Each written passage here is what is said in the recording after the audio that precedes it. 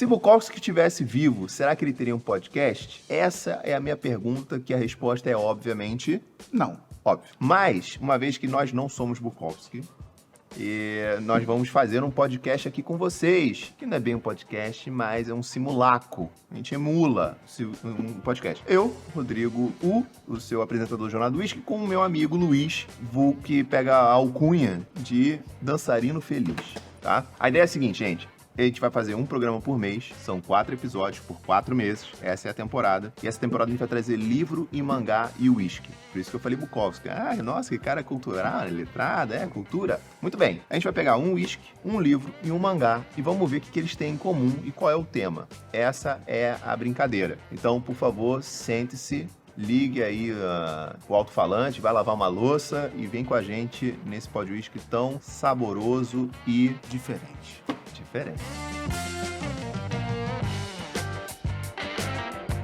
Muito bem, o que temos aqui hoje é 2 livros. Não, nós temos um livro, um mangá e um whisky que nós hoje trouxemos. Stephen King, The Stand e Vagabond de Takehiko Inoue. Por que nós trouxemos ele? E um Kulila 12 anos, que é o whisky que nós temos aqui, tá bom? Então, The Stand de Stephen King, Kulila 12 anos, que é um single malt escocês, e Vagabond, que é um mangá japonês do escritor Takehiko Inoue. O que eles têm em comum? Luiz, por favor, faça as honras. Esses 3 caras têm os nossos personagens favoritos. No The Stand, que aqui no Brasil foi lançado como A Dança da Morte, tem as minhas 2 personagens favoritos do Stephen King, que é um dos meus escritores favoritos, que eu já li 1 milhão de vezes. Não li todos os livros dele, mas porque eu tô economizando prazer pra, ainda ter alguma coisa. Economizar prazer foi uma boa frase. Cara, eu faço isso com regularidade nas minhas leituras. E tem 2 caras aqui que me marcaram demais, que é o Tom Kullens e o Trash Can Man. Muito bom. E no meu caso, eu trouxe aqui o Vagabond, porque o personagem principal, que é um Musashi, mas que antes de ser Musashi, ele se chama Takezo, me marcou muito quando eu li pela primeira vez. Na época do que lançava pela editora Conrad e tudo mais, eu não ligava quem era autor, quem era nada, só queria comprar o quadrinho na banca e ler, nem me ligava muito em mangá e tudo mais, não interessa. E, cara, foi me apresentado uma leitura um pouco mais sóbria, serena, diferente dos jargões que se tinha na época. Eu sou velho, né? Eu tô chegando nos 40, então minhas comparações eram muito Churato, Cavaleiro do Zodíaco, então assim, uma coisa meio... Nada contra, adoro Cavaleiro do Zodíaco, gosto de Churato, mas aqui tem uma proposta um pouco mais calcada na realidade. Não é uma coisa tão fantástica, não é uma coisa também meio novela, sabe? Tipo sim. O meu poder é maior que o seu, então você vai ver, porque a amizade vai vencer. Então, foi a primeira vez que eu consegui ter uma nuance de uma obra de arte em mangá. E através do personagem principal, que pra mim me cativou muito. E na época, eu li as histórias através do personagem principal. Você tá entendendo o que eu tô falando? Às vezes você tá acompanhando um filme, ou então um livro, alguma coisa, e não necessariamente você acompanha através do personagem principal, mas sim, ou dos personagens, mas sim pela história. Sim. Não consigo pegar nenhum tipo de exemplo agora, claro, disso, mas exemplos de bons personagens que você acompanha a história por causa dos personagens. E isso faz você querer revisitar isso. Cara, Tarantino, né? Tipo assim, qualquer que você queira do Tarantino, Reservoir Dogs, quantas vezes eu já não vi por causa dos personagens, você encontra coisas novas. Quando você revisita um filme, muitas vezes, e livros, é por causa do personagem, não necessariamente por causa da história. Não necessariamente. Existem exceções, mas muitas vezes é por causa do personagem. Então, dito tudo isso, essa situação aqui. Por que você escolheu o nosso amigo Kulila? Então, por que você escolheu o Kulila pra gente hoje?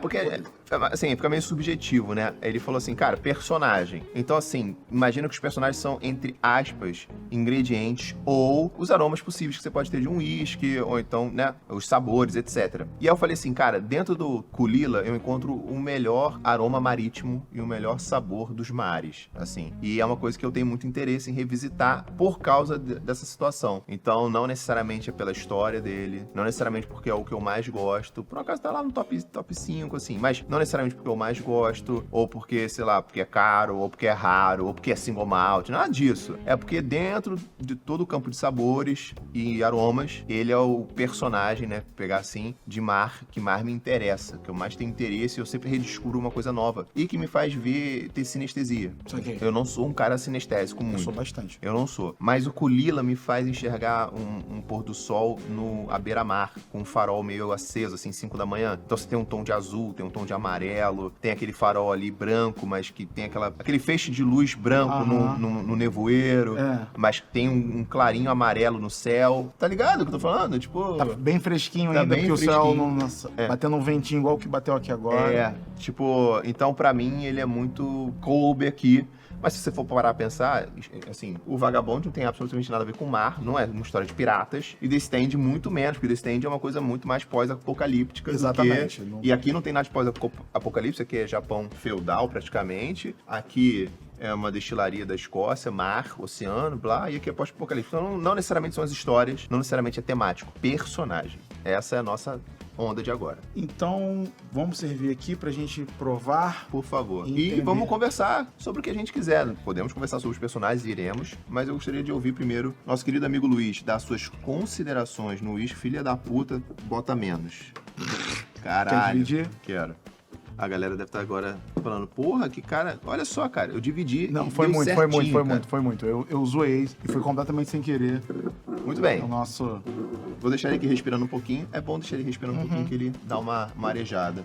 Enquanto isso, me fala aí, cara, dos personagens do The Stand e o que eles te marcaram, né? Cara, eu li The Stand há mais ou menos uns 6, 7 anos, foi antes da pandemia, né? Então, assim, foi até engraçado porque quando a pandemia chegou foi um momento que não só eu, mas todo mundo que leu, né, essa obra aqui, de novo, né, foi no Brasil lançado já como a Dança da Morte, todo mundo ficou meio tenso porque ele é basicamente, o plot é isso. Começa com uma pandemia de uma doença que as pessoas pegam através da respiração, que parece uma gripe, um pouco mais forte, só que de repente 98% das pessoas morrem e a partir daí algumas pessoas têm que começar de novo, né? Assim, vamos botar dessa forma. Pô, 2% da população mundial não é nada, né? Tipo... Eu acho que é isso, tá? Posso estar errado com esses números, não, tá? Mas assim... A sensação é morreu essa. todo mundo e ficaram só algumas pessoas e essas pessoas vão ter que a partir daí. E no caso desses dois caras, né, tanto o Tom Cullen como o Trash Can Man, são pessoas que, dentro desse contexto, têm histórias, né, pregressas muito interessantes. Todos os dois são meio, assim, outcasts, né, assim, são caras que estavam fora, assim, né, o Tom Cruise, ele é PCD, ele é uma pessoa com deficiência, né, ele tem uma questão mental em que ele vive e age como se ele fosse uma criança, né, então ele tem já essa questão, embora durante o livro ele vá tendo situações em que ele é colocado em que ele tem que fazer coisas, assim, que qualquer pessoa que dita, né, assim, normal, com muitas aspas, né, assim, ficaria muito tensa e o cara, né, assim, não vou entrar muito em spoiler, porque embora seja o maior livro do Stephen King, literalmente são 1.300 páginas nessa edição que eu particularmente comprei de propósito, porque eu amo essas edições de bolso, King, tudo que eu compro é só essa ediçãozinha, assim, meio vagaba, que vai enrugando com o tempo, mas eu acho que o King, ele funciona muito bem, assim, nesse formato. Assim, é igual como se você estivesse tomando uísque certo na taça certa, né? Oh, essa é a edição boa. certa Boa. pra ler Stephen King, é sempre uma ediçãozinha de bolso dessa, assim, bem mais ou menos. E o outro é o Trash Can Man também, que é uma pessoa que o cara, assim, que ele era meio morador de rua e que, né, de novo, Trash Can Man, né? É o homem, só que ele tem, assim, seus delírios em que ele é um super-herói e, de novo, né, esse cara... personagens bem diferentes, assim, né? Em um contexto de que você tá num mundo pós-apocalíptico, em que as pessoas estão, né, tentando se reorganizar como sociedade, como planeta, como mundo, e você tem essas pessoas, de novo, lidando com os imponderáveis, né, que acontecem. É uma história muito longa, o King, ele é um grande contador de história, eu particularmente gosto muito de ler, li esse livro no original, em inglês, o King eu gosto de ler ele tanto em português quanto em inglês, gosto de ler em inglês porque ele acha que é uma leitura muito fluida, então, assim, pra quem tem, assim, tá começando a ler ou tá, assim, já pegando um pouquinho mais de ritmo, o King, ele é um cara bom pra isso, eu acho. De novo, é uma leitura muito grande, não recomendaria que fosse seu primeiro, se você quiser livro, começar o Stephen King, eu acho que você deveria começar em outro lugar, mas eu acho que pra quem é fã, acaba sendo um rito de passagem, né, porque, de novo, é o maior livro, é o mais extenso, né, assim, né, vamos botar dessa forma, né. E as pessoas não sabem, eu vou fazer um adendo aqui do Stephen King, se você me permitir. Por favor. O meu Harry Potter foi a Torre Negra. Sim. Stephen King, ele tem uma série de livros, são 8 livros, 7 livros? 7. São 7? Ah, porque tem o 8º livro, que é a Wind Through the Keyhole e tal. Mas assim, ele tem 7 livros ali, um spin-off da Torre Negra, que é uma série em que na época que tava lançando Harry Potter, nunca me pegou Harry Potter, porque eu sou um pouquinho mais velho que o Harry Potter. Assim, Harry Potter começou a pegar a galera de 10, 11, 12, eu já tinha meus 15, 16. Eu também tava na época ali, gostei na época, mas assim, mas não de me novo pegou. eu entendo, eu acho razoável também. Eu não queria virar um bruxinho, não queria, sabe, vou no cinema de bruxos. Tipo, eu já tava um pouco mais velho, então não me pegou tanto na veia assim. E eu confesso que eu não fiquei muito interessado. O Stephen King tem essa odisseia do pistoleiro, que ele ia atrás do homem de preto no deserto, né? O homem de preto seguia no deserto, o pistoleiro ia atrás. Exatamente. Tipo assim. E ali é o meu Harry Potter. Então, eu sou muito fã do Stephen King também. Mas confesso que não li o The Stand, porque é isso que o Luiz falou, é um marco de quem é fã do cara pra pegar e ler, tipo, é uma porrada, sabe? Eu demorei uns bons meses, assim, embora eu seja uma pessoa que tem uma boa leitura, assim, tenho bons hábitos de leitura, leio bastante, leio com, assim, rapidez, e mesmo assim eu dei uma suadinha de novo também, né? Acho que não dá pra você pegar um livro desse querendo acabar rápido, né? Tipo, 1.300 páginas, vamos ler rapidinho aqui, não. Porra, aí é uma parada que você vai relaxar e ir degustando, né? Da maneira que você não vai pegar um colila e dar um de virote, shot e tal. Você vai ir, né, degustando aos pouquinhos esse cara. Assim como se você for um assassino e for cortando alguém, você vai devagar, né? Você não vai ser rápido. Não vai ser rápido, velho. Psicopata. Você achou aleatório isso que eu falei que o Stephen King é o rei do terror, tá? Então, assim, vamos ler um pouquinho mais, meus amigos. E outra coisa, a onda desse nosso podcast aqui é essa. Então, se você não entendeu ainda, fique muito claro, muito bem-vindo. É quase um clube de leitura. Exato. Temos muitos programas e muitos episódios da loucura, da gritaria, do review do uísque, da brincadeira. Então, por que não ter um momento no mês? Um momento no mês de um pouquinho de cultura, leitura. E explorar também uma coisa que eu acho que é muito legal também em toda a questão da degustação, que é isso, que a gente tá aqui conversando e degustando. Não é só aquilo, você pode parar e, assim, sacralizar o que você tá fazendo. Acho que é importante também. Você tem uma organização. Mas também tem esse aspecto, assim, de você sentar com seus amigos, com as pessoas que você gosta e tá ali degustando, tá tomando uma coisa, conversando. Acho que cabe muito bem, né? E a gente tá conversando, de novo, né? Se tem uma coisa que a gente tá fazendo há muito tempo, é conversar, né? Sim. Assuntos que já estão rolando há mais de 20 anos. Então, assim, isso é só um prolongamento muito natural, né? De algo que já existe há não sei quanto tempo. E tem uma coisa também que... essa coisa de ter que render, sabe? Você tem que render, você tem que fazer um entretenimento, que senão não vai dar view, que senão não vai bombar. Cara, eu entendo que isso traz as pessoas e através disso você consegue alcançar mais pessoas. Eu entendo que isso faz parte do jogo. Eu sei jogar o jogo, a gente joga o jogo. Mas eu acho que cabe uns momentos de você ter alguma expressão além do vazio, né? Além do raso, né? Exato. Além do... cheiro de madeira, madeira na garganta, peru, acho que tem que ter alguma coisa além disso. Porque senão fica uma coisa muito pueril e até descartável. Fica superficial. Porque assim, vamos ser honestos aqui, 90% das pessoas que estão aqui, 99 aqui no YouTube são 300 mil, no Instagram são 700 e quase 740 mil, e TikTok 660 mil, blá, blá, quase 2 milhões de pessoas. Cara, eu diria que 99% de vocês vieram porque viram jogando uísque fora, viram falando, nossa, tem cheiro de madeira, ih, que isso, madeira, lá ele. Ou então, nossa, uma madeira na garganta, nossa, lá ele e tal. Enfim, legal, eu acho bacana, sou muito grato e feliz, faço porque gosto de fazer. Mas eu tinha aqui o Jornada no Divã, né? Sim. E o Jornada no Divã nunca deu...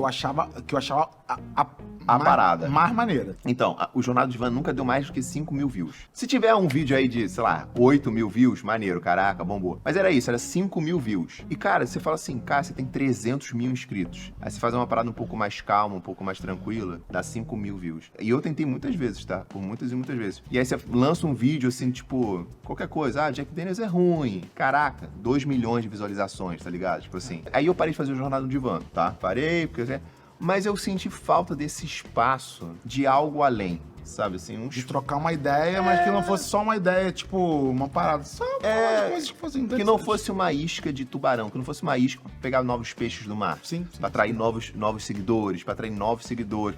Eu falo, pô, mano, beleza, mas e aí? Se você for parar na real, assim, são 5 mil que estão prestando atenção em alguma coisa, né? Mesmo que seja um papo mais lento, um papo que não esteja ali te dando...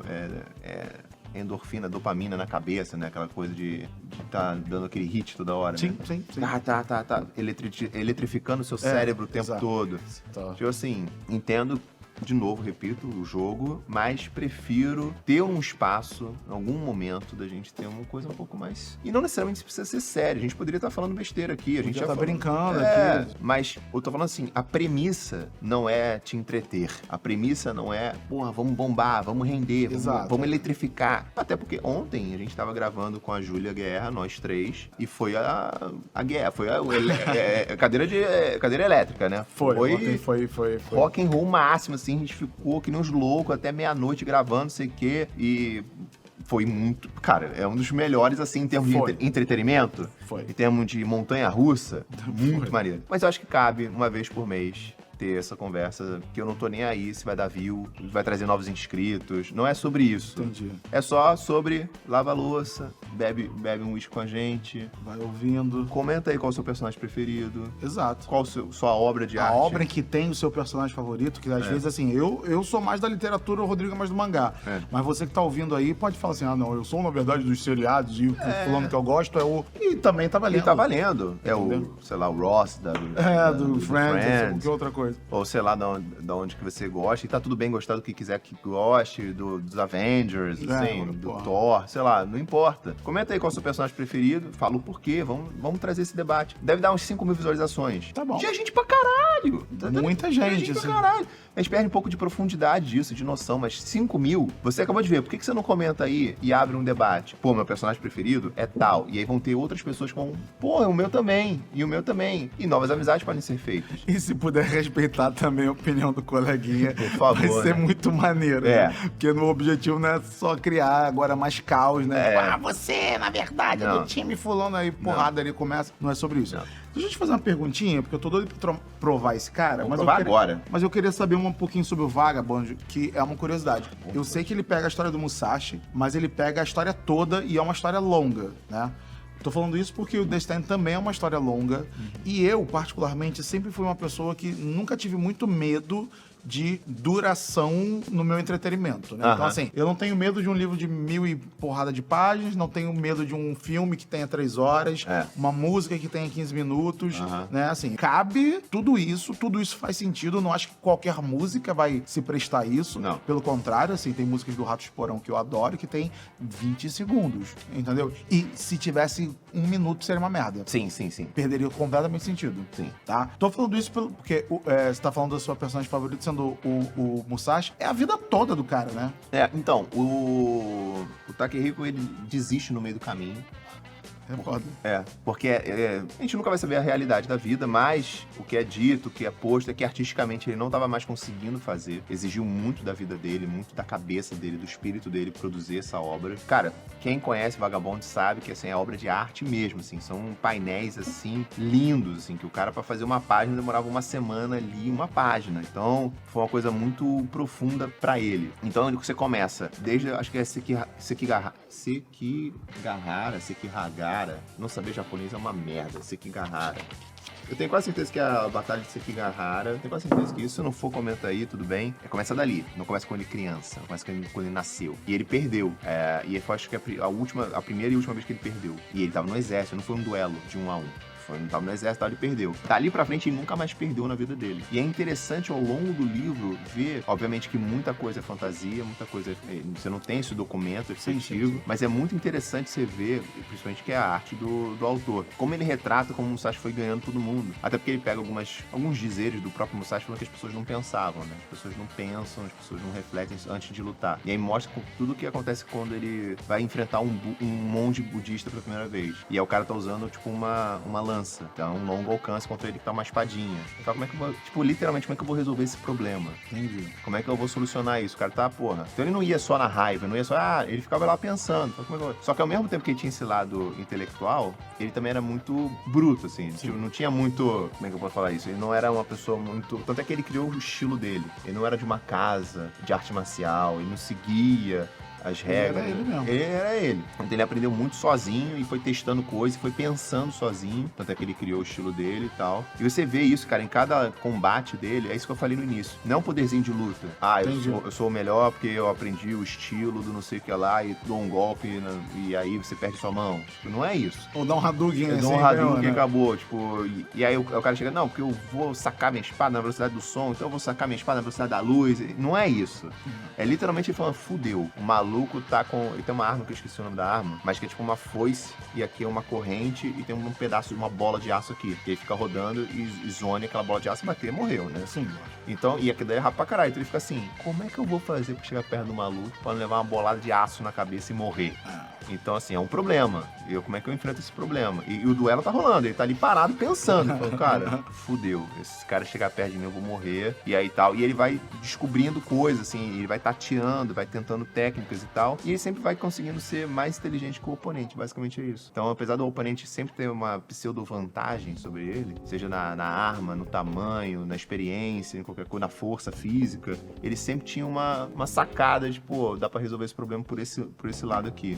E ele conseguia resolver. Então isso sempre me fez também pensar, assim, falar, pô, dá pra resolver problemas e tal. E aí, juntando isso aí com outras coisas que eu lia na época, tipo assim, eu lia Fundação, Sim. do Isaac, né? Aham. São livros, não é mangá. Que a Fundação é ao longo de tempo, de eras, né? É. Então não é o mesmo personagem do início ao fim, são vários personagens e tal. Eu não lembro qual era, acho que era no segundo livro, se eu não me engano, em que ele fala assim, a guerra é a solução dos idiotas. Então ele consegue resolver durante a era dele os problemas sem guerra. E sempre assim, alguém tentando fazer uma armadilha com ele, alguém querendo que ele fosse pra guerra, e ele sempre conseguia vencer a situação, o problema, antes da merda acontecer. Era tipo assim, meu irmão, estão soltando uma bomba atômica, sei lá, em Maranhão. Fudeu, vai cair a bomba atômica lá, vai matar todo mundo e tal, não sei o que, nananã. E aí, obviamente, que o Brasil vai ter que responder com uma outra bomba atômica, a gente vai entrar em guerra nuclear, puta que pariu, fudeu. E aí, vamos supor que o cara seja, entre aspas, o presidente do país. Aí fala, pô, meu irmão, você não vai poder negar o pedido de guerra, porque se cair uma bomba atômica, como é que você vai fazer diplomacia? Não existe, você vai ser obrigado a ir na guerra, não sei o que, nananã. A nave do inimigo tá chegando, a nave do inimigo tá chegando. Aí, quando tu vai ver lá dentro da nave do inimigo, tem um espião dele, e a bomba atômica não tá desativada, nada vai acontecer, e ele já rendeu o presidente lá do país oposto, o presidente do país oposto nessa brincadeira que eu tô fazendo aqui, tá lá como? Vai receber uma bomba atômica na cabeça, eu tô tranquilo aqui. Aí ele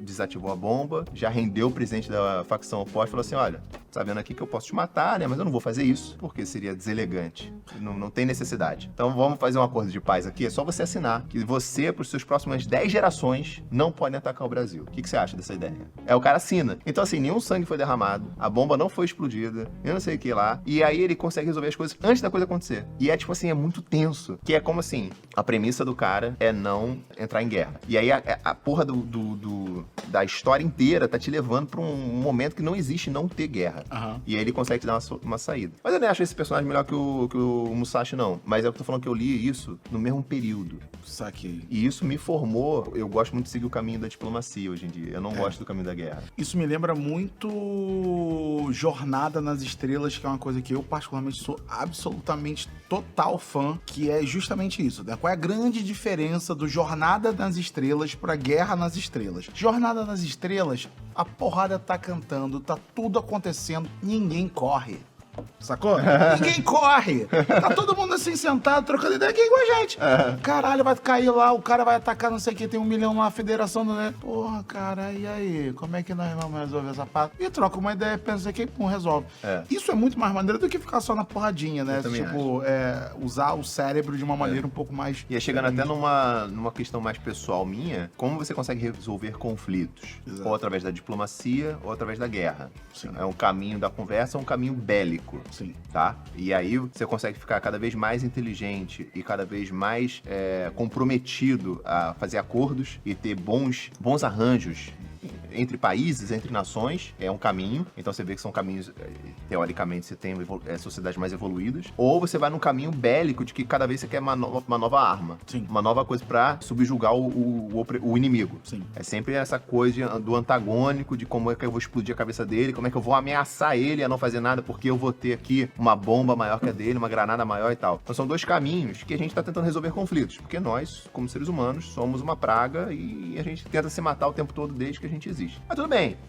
Quem gosta de religião vai falar que é Abel e Caim. Quem é Arquivo X vai achar que a gente é alienígena e os animais são o nosso zoológico, sei lá, qualquer coisa assim. Mas, seguindo essa onda, sempre me atraiu mais a diplomacia. E aí, voltando aos personagens. Apesar do Musashi ser um guerreiro, apesar dele cortar a cabeça dos outros com a espada, apesar dele fatiar as pessoas ali, ele não faz isso por prazer. Ele não faz isso como um anti-herói, por assim dizer. E ele não faz isso sem pensar. É, tipo, sempre tentando resolver aquele problema ali. Claro, no caso que ele tá matando os outros e eu não concordo em matar os outros. Não é o caso. Mas é uma coisa que eu quero dizer que, assim, eu tendo a querer resolver os problemas com a minha mente e não com as minhas emoções, sacou? Tipo assim, e aí um insight aí sobre uma coisa mais da minha vida pessoal e tal, pra vocês terem aí os 5 mil que assistiram isso aqui, né? Mas eu queria ouvir um pouquinho mais, cara, sobre essa galera aqui, contexto da sua vida quando você leu isso aqui, por que te moveu tanto, o que te fez, assim, se clicar nesses caras? De novo, né, eu li isso aqui antes da pandemia, o The Stand, ele acaba sendo um marco pra quem é fã do Stephen King. Eu entrei numa, tipo assim, vou ler todos os livros do King.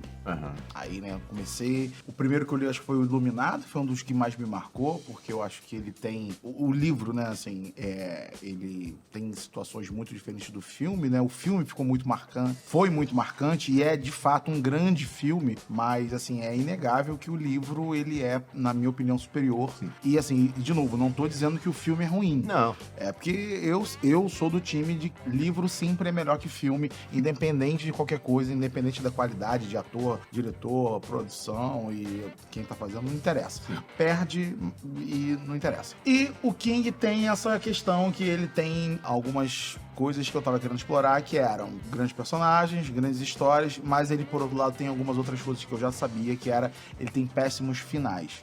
O King tem péssimos finais. E aí, o final do The Stand, ele se destacava nesse debate, não vou falar pra qual lado, quem quiser ler. Bom... tá. Né? Então, assim, se ele tá do lado dos bons ou dos ruins, eu vou deixar quem quiser dar uma olhada, mas, de novo, me interessou, né? Então, quando eu comecei a querer ler sistematicamente todos, que não é isso, né? Uma coisa é eu pegar o Iluminado, depois eu fui pegando o outro. Aí um dia eu peguei, entrei na Wikipedia e falei assim, vamos ver todos os livros do Stephen King? Vamos lá, tem esses aqui, quais que eu vou ler? É óbvio que não foi o primeiro, não foi o segundo, não foi o terceiro, eu tinha lido, sei lá, uns 10, 12 antes dele. Fui na livraria e encontrei de novo, né, uma edição do jeito que eu gosto. Eu normalmente procuro essas edições Pocket no Sebo? Estante virtual. Tá? Mas é o sebo, Estante virtual. Que é basicamente, eu gosto muito, é uma das coisas que eu mais tenho prazer, ir no sebo e ficar horas e horas vendo. Cara, sebo é muito bom. Cara, eu fico assim... Visite um sebo, cara. Por favor, visite aí uma loja de livro velho, dê uma moral. Livro de página amarela é uma onda demais. Eu sempre dou, assim, levo as crianças pra pegar um sol, assim, né? Porque eu também tenho muito problema de respiratório, né? Isso faz mal. E mesmo assim, eu sou viciado em papel velho. Sim. Né? Então eu tô nessa. E, cara, de novo, assim, o King, ele é um grande contador de histórias. Assim, eu, particularmente, quando eu comecei a tentar estudar inglês, entender um pouco mais de inglês, eu comecei a também encarar um pouco mais essas dificuldades, não como, assim, algo que seria impossível, mas, de novo, é um livro enorme, eu li na língua original, assim, de novo, pra mim, foi um marco também pra mostrar que eu era capaz.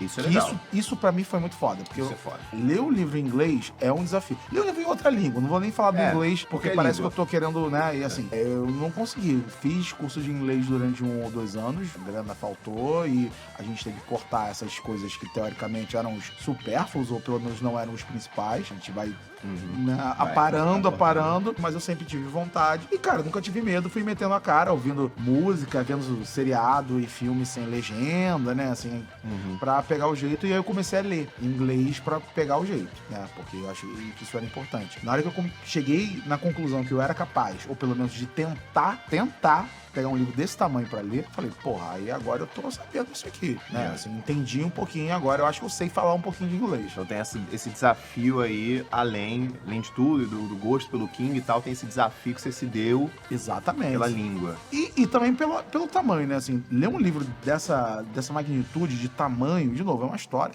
que ela, né, ela começa de um jeito e vai mudando, as personagens vão entrando e vão saindo. Tem alguns caras que estão desde o início do livro, tem alguns que vão aparecendo, entram e saem, mesmo esses que entram e saem, tem alguns que são extremamente marcantes, né?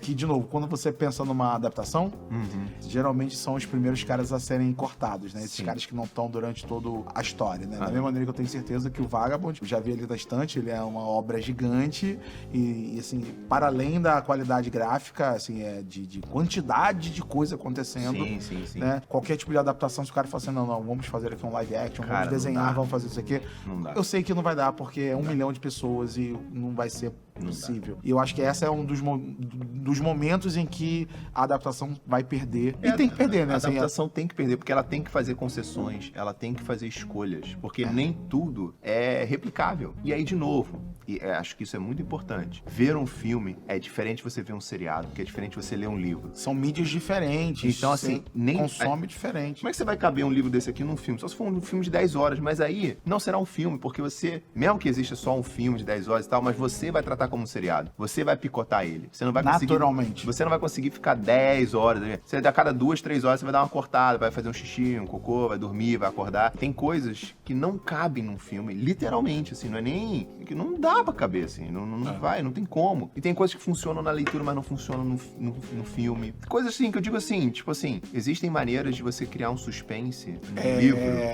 que não funcionam no filme. Às vezes o cara passa 20 páginas te descrevendo uma sala e você vai ficando tenso, e caralho, que loucura, tô me sentindo um claustrofóbico, não sei o quê. E aí quando você vê, o cara, depois de 20 páginas, resolve aquilo dali. Num filme, não tem como. Até pode ter como, mas assim, teoricamente no filme, em 2 segundos ele mostrou a sala. Acabou o suspense, acabou aquela tensão, aquela emoção que o autor te passou. Eu tô sendo muito um passant aqui, tô fazendo qualquer exemplo assim, qualquer, mas que realmente as mídias não se traduzem. Elas, claramente, você pode pegar aquela história, aquela ideia, aqueles personagens principais e tentar fazer uma convenção para uma outra mídia, mas você não vai conseguir fazer Ctrl-C, Ctrl-V, infelizmente, porque eu acho que seria maneiro, assim, de certa forma, você ter uma experiência, mas também não, porque eu acho que o livro, diferente do mangá, que o mangá já tá com a imagem ali, mas o livro te faz exercitar a imaginação, né? Porque esse personagem que tá na tua cabeça é diferente do que o personagem de uma outra pessoa que leu. Sim, tem um cineminha que a gente fica imaginando como é que vai ser cada personagem, mas eu acho até que o mangá, assim, separando ele, por exemplo, do que a gente consome aqui no ocidente de super-herói ou de desenho, assim, Sim, quadrinho, eu acho que o mangá, em geral, dá mais margem à imaginação na forma em que ele é pensado e desenhado, tá? Algumas questões gráficas, algumas soluções que normalmente o mangá tem, acho que ele abre um pouco mais pra algumas coisas. Eu acho que o história em quadrinho que a gente consome mais pra cá, e aí eu tô falando de super-herói, não tô falando de quadrinho mais moderno, não. Não, assim. As coisas são mais gráficas, mas assim, são mais explicadas, assim. Mais claro, assim, né? E tem uma questão muito do quadrinho de super-herói ser muito... Claro, sempre vai ter exceção pra tudo, óbvio. Sempre vai ter um Monstro do Pântano ali, do Alan Moore, sempre vai ter um Ano 1 do Batman, umas coisas assim. Sempre vai existir. Mas em via de regra, aquelas revistas pequenininhas que você vai folheando, de super-heróis, gibizinho, eu vejo muito como um entretenimento, assim. É feito pra criança, sabe assim? Tanto é que, não à toa, os super-heróis sempre rebutam, né? Sempre voltam a mesma Mais ou história. menos, sempre assim, volta, né? sempre volta. Acho que alguns casos são maneiros, alguns casos não são tão maneiros, assim. Eu acho que o problema é que existem soluções comerciais que elas estão, infelizmente, em primeiro plano em relação às decisões criativas, e aí o cara vai ter que ficar pensando nesse tipo de coisa, vai ficar rebutando o negócio, toda hora sai um número 1, porque esse número 1 vende pra caralho. Eu acho muito estranha no quadrinho de super-heróis ocidental. Vejo que é muito específico. Tipo assim, sei lá, Hellblazer, que é do Constantine. Sim. Tem décadas ali. As pessoas que gostam, que acompanham, eles falam assim, não, o Hellblazer do, sei lá, do Luiz. É o Hellblazer do Felipe, que são os autores que estavam à frente daquele personagem, daquele período de tempo. Eu acho isso esquisito, porque não existe o Vagabond do Takehiko e o Vagabond de não sei quem. Eles estão começando a fazer isso com Dragon Ball Super. Tem um cara que tá à frente, que não é bem o Toriyama, e você vê que é uma coisa estranha. Uma das coisas que eu mais gostava do mangá é não ter essa coisa de vários autores com o mesmo personagem, e o personagem fica reciclando ele. Entendi. E é que quando você vê, o personagem nem mais é o mesmo personagem, porque ele já é tudo, né? Claro que às vezes dá muito certo. Os mais icônicos deram muito certo. Batman, Super-Homem, blá blá blá, Homem-Aranha. Eles acabaram transcendendo isso e viraram coisa assim que é até difícil escrever um Batman, porque é uma coisa muito gigante. Tanto é que eu vejo muita gente que gosta de quadrinho ocidental falando o que fizeram com o Batman, o que fizeram com o Super-Homem, o que fizeram com o The Flash, isso não é o The Flash, não sei o quê. Enfim, eu acho que que perde um pouco, assim, você conhece? E aí não à toa tá vindo há alguns anos essa onda do ônibus, que é compiladões e tal. Pega essa história aqui do Lanterna Verde, que é amanhã mais não sei das quantas lá que tem. Brightest Morning. The Brightest Morning, é a manhã mais clara, sei lá. Então, assim, essa história do Lanterna Verde foi foda. Maneiro, e todos os outros? E todos os outros quadrinhos que você comprou nos últimos 40 anos, que tem lá aqueles folhetinhos assim, aquela lambada canoa, né? De grampo, que, sabe, assim, entre muitas aspas, calma, não é pra você ficar nervoso, não. Isso não é uma questão do personagem do Lanterna Verde, não tô atacando ele ou qualquer outro personagem que você goste. É sobre, que nem você falou, uma decisão comercial de como é a indústria, né? Então, a cada amanhã mais clara e tal, você tem, umas 50 histórias que são descartáveis. Que são tipo assim, tá lá só pra bater, sabe? E, cara, teve uma época que eu fiquei muito viciado, assim, em acompanhar os quadrinhos mensalmente, assim, sabe? E, cara, chega uma hora que você vai lendo e você vai ver assim, cara, isso aqui tá uma merda. Cara, eu assinei a Editora Abril em 1998. Lembro disso porque eu tenho, durante o ano de 98, todos os Marvel 98. Maneiro. Era uma revista da editora. E aí recebi em casa o Homem-Aranha, o Incrível Homem-Aranha, o Espetacular Homem-Aranha, Marvel 98, Hulk. Eu assinei ela também. Cara, fiquei um ano. E aí cheguei nessa saturação. E eu, cara, em 98 eu tinha 12 anos de idade. Eu não era uma pessoa muito brilhante, não. Mas saturei, que eu falei assim, cara, chato pra caralho. E foi na época que, vocês que gostam de quadrinho e tal, que vocês sabem, a história da época dos clones do Homem-Aranha. Mas aquilo ali foi muito ruim.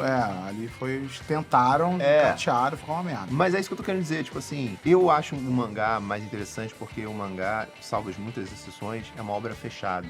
Início, meio e fim. E eu sei de todas as questões do mangá, do método de produção, que o mangaka sofre pra caralho, que não sei o que lá. Eu sei disso tudo. Não tô falando que é perfeito. Porque você pode argumentar, porra, sério? Mangá é aquela porra de ecchi, de waifu, de hentai, de não sei o que lá, e sabe... Tem muita coisa errada lá, de loli e tal, sim. Mas ainda assim, acho as coisas que eu consumo me soam melhores. Não é só isso, né? Me parecem, assim, mais palatáveis, assim, sabe? Eu não conseguiria colecionar um Homem-Aranha. Eu já tentei, já colecionei. Só que chega uma hora que, igual você, fica fadonho, fica tipo, cara, essa história tá chata pra caralho, sabe? Tipo assim, eu tô comprando essa porra. Pô, não é o Homem-Aranha, sabe? Aí eu falei, vai lá. Enfim, eu não consegui. Lá com meus 12, 13 anos, eu descolei do Ocidente, fui pro Oriente. Nunca mais voltou. Nunca mais voltei. Só pros livros. Livros, sim. Livros é foda. Todos os livros. Gostei. Falamos pra caralho. Acho que somos mais do que deveríamos ter falado. Ou menos, talvez. Ou menos. Sabe? Comenta aí. Quantos views deve ter isso, hein? Comenta aí se você viu até o final. Me fala uma coisa mágica aí pra eles poderem falar, eu vi até o final. Se você viu até o final, você vai contar pra gente a maior coisa que você já leu na sua vida. Não, tem que ser uma palavra secreta. Uma palavra secreta? Então você vai falar carvão. Porra, se você viu esse filme, ó, que é um filme já isso. Se você viu esse podcast aqui até o final, você vai falar a palavra carvão. Vai dar umas 5 mil visualizações. Das 5 mil visualizações, quantos comentários vão ter carvão? Eu acho que vão ter 47 carvões nos comentários. Eu acho que vai ter uns 8 carvões, mas um deles vai ter uns 50 curtidas. Só que você não vai saber se a pessoa tá curtindo só porque ele entendeu que tá acontecendo alguma coisa ali de carvão e ele não viu o vídeo todo, ele tá nem aí, mas tá lá curtindo. O comentário mais curtido, geralmente as pessoas continuam curtindo. Aí vai ter algumas pessoas respondendo esse comentário. O que é carvão? Não explica. Por favor. Se você viu isso aqui até aqui, escreveu a palavra carvão e a pessoa falou lá, o que é carvão? Não explica. Nem fala pra ver o vídeo todo. Não fala. Não importa, não interessa, viu? Fizemos arte. Isso aqui é uma coisa nossa, só a gente vai saber. É isso, entendeu? É isso. Não vou pedir pra você fazer nada, se inscrever, comentar. Eu posso pedir pra eles curtirem? Curtir e comentar carvão. Isso, suave. Acho que é muito fácil, gente. Tá bom. Não vou fazer até aqui, muito fácil. Não vou fazer nenhum jabá, que vocês sabem que eu sempre faço. Foda-se. O lance aqui é essa conversa franca. E a gente ainda tem que gravar outros 3 episódios. E a gente já ficou 2 horas aqui. Então, nos próximos episódios, a gente vai ter que dar uma adiantado. Uma galopada. Você tá com pressa? Eu tô com pressa nenhuma, cara. Nem eu, cara. Então vambora. Tchau.